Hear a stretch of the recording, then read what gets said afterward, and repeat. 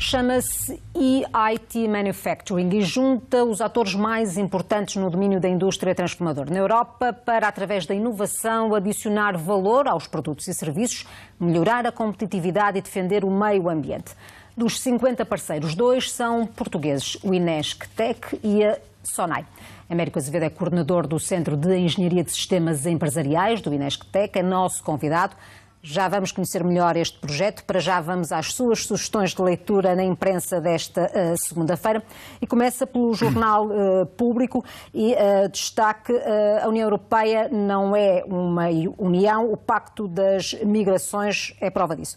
Ainda há instantes ouvíamos António Costa, na abertura da Cimeira em Marrakech, defender de facto uma união, uma política concertada entre os diferentes Estados para fazer face a este problema, que é o que não tem existido. Muito bom dia. Sim, de facto, esta é uma notícia, enfim, muito importante. Nós temos assistido nos últimos tempos, muitas notícias em torno deste fenómeno migratório, que se refere muitas vezes como um fenómeno, mas na verdade não é um fenómeno, porque desde sempre, toda a história humana, tivemos sempre grandes movimentos de migrações. E neste momento é um momento particularmente importante porque a ONU, que tem vindo a patrocinar de facto um conjunto de ações essencialmente de entendimento comum e de coordenação, e é prova disso precisamente esta conferência intergovernamental que decorre hoje precisamente em Marrakech, em Marrocos, e é de certa forma surpreendente que, tendo havido até uma iniciativa da União Europeia no sentido próprio de promover precisamente esse entendimento, que cerca de 25% dos países da União Europeia que não vão, de facto, estar presentes e, portanto, recusam assinar o acordo. Alguns deles estiveram mesmo na origem de um primeiro entendimento e depois acabaram por sair, como o caso da Áustria, não é? Exatamente, e a Áustria, em particular, também pelo papel que tem, porque neste momento a Áustria assume o lugar de presidente, da presidência dos destinos da Europa. E, portanto, deixa de ser curioso e juntam-se, no facto, 7 países europeus ao que já se sabia que era a posição dos Estados Unidos e da Austrália, em particular de Israel, e naturalmente que esta será mais uma dificuldade e também é o espelho daquilo que tem sido a Europa, que evidencia de facto, sem qualquer dúvida, falta de coordenação, falta de entendimento, uma ausência, quase uma política comum, que tanto seria importante para o desenvolvimento da própria Europa, não é? E, enfim, isto infelizmente é mais uma prova que ainda estamos muito longe desse entendimento comum. É verdade, nós estamos mesmo longe de uma verdadeira união. A sua segunda sugestão podemos encontrá-la nas páginas do Negócios e tem a ver com a fatura da eletricidade. Eu posso aqui mostrar para os espectadores acompanharem também esta sua reflexão. A fatura da eletricidade com condições para finalmente descer. Eu digo finalmente porque Portugal é o 6º país com a eletricidade mais cara na Europa e, apesar de toda a aposta nas renováveis, continuamos com preços muito elevados e a depender excessivamente do carbono, do carvão, para produzir eletricidade. E esta é uma boa notícia não só para consumidores, mas também para as empresas. Sem dúvida, sem dúvida. Esta é de facto aquilo que poderá ser uma excelente notícia, porque geralmente quando se ouve falar de eletricidade, quase sempre as notícias é de aumento das tarifas e diria que nos últimos anos é isso que a maior parte dos consumidores deste bem essencial de facto ouvem e recebem esse tipo de notícias que geralmente são aumentos, digamos, praticamente todos os anos. É uma boa notícia porque, de facto, haverá, à partida, condições para descer. Naturalmente que o que está subjacente a este déficit tarifário, que é uma matéria, de certa forma, complexa, não está naturalmente resolvido, mas será muito importante, particularmente para as famílias e, na verdade, para as empresas, porque, na verdade, a eletricidade contribui diretamente para a competitividade ou não, de facto, das empresas. E, portanto, é uma notícia, de facto, que acho que toda a gente irá receber com muito agrado e esperemos, portanto, que, na verdade, se possa concretizar esta descida prevista de cerca de 3,5%, o que seria, de facto, excelente, pelo menos num contexto atual. Seria, de facto, uma boa notícia para o orçamento familiar, desde logo. Vamos avançando para a sua terceira sugestão e podemos encontrá-la no jornal que eu vou tentar aqui recuperar. Aqui está, para mostrarmos lá em casa. Há um outro presente de Natal este ano que começa a ser popularizado no Facebook e Portugal também está a aderir, que é um presente, esse sim, verdadeiramente solidário, não é?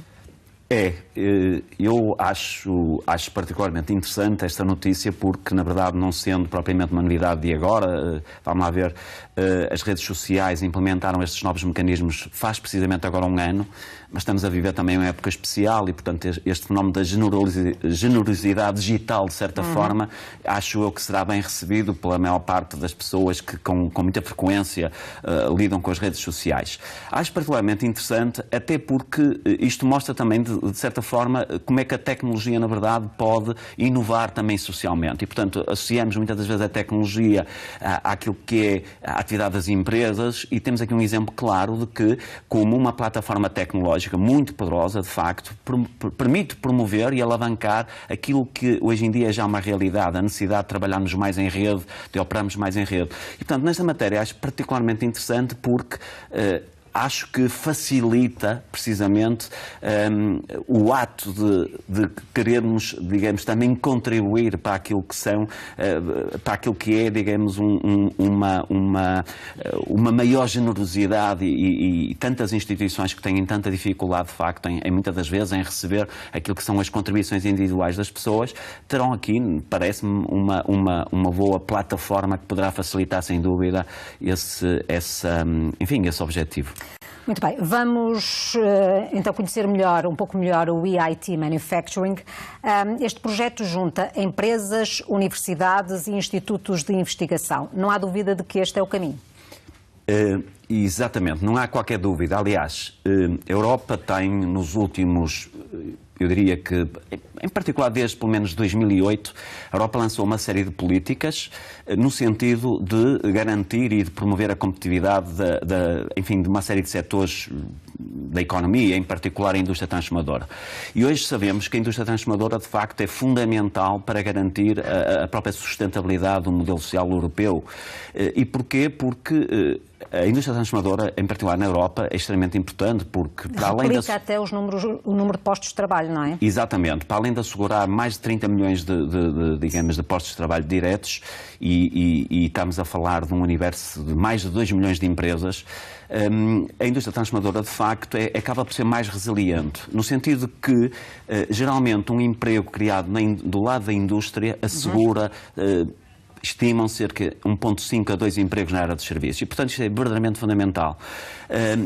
Agora, também se sabe que a competitividade neste domínio não se consegue atuando de forma isolada e, portanto, cada vez mais é necessário, de facto, explorar aquilo que é as chamadas cadeias de valor em rede. E, portanto, nos dias de hoje, é necessário, portanto, juntar diferentes atores. É isso que acontece com o INESC e com a SONAI e com uma série de empresas europeias com grandes preocupações ambientais.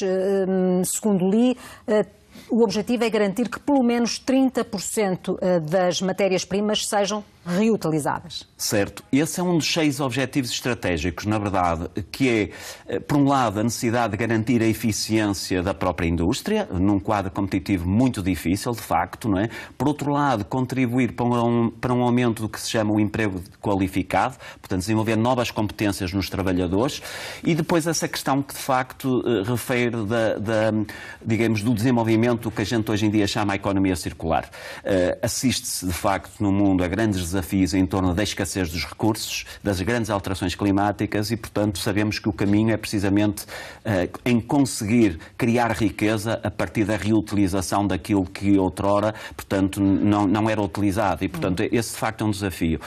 Agora, isso consegue-se juntando aquilo que a gente diz que são os polos de um triângulo de conhecimento atual, que é, por um lado, quem produz conhecimento, portanto as universidades, as instituições, digamos, de ensino, depois, por outro lado, os próprios centros de investigação, portanto conseguir articular esta criação de conhecimento com aquilo que depois vai ser a inovação no mercado. E aí então as empresas. Está pronto a arrancar para o ano? O projeto está pronto a arrancar para o ano. É importante que se diga que isto foi uma longa maratona, portanto, esta iniciativa, esta candidatura, de facto iniciou-se, eu diria, em 2012 e, portanto, praticamente passaram já 6 anos e foram boas notícias. Quantos investigadores do INESC vão estar envolvidos? É assim, o INESC é talvez a maior instituição de ciência em Portugal, portanto, nesta área do manufacturing. Estamos a falar diretamente, neste domínio, cerca de 300 investigadores, mas o potencial aqui decorre, aliás, do poder de articular com toda a Europa, em particular os centros de conhecimento e, portanto, as empresas e naturalmente, as universidades. E, portanto, é precisamente desta articulação, desta cadeia de valor complexa que se espera que se consiga alavancar precisamente as vantagens competitivas de cada um. Vamos aguardar pelos resultados. Bom trabalho. Obrigada por ter vindo. Um bom dia para si. Muito bom dia. Obrigado.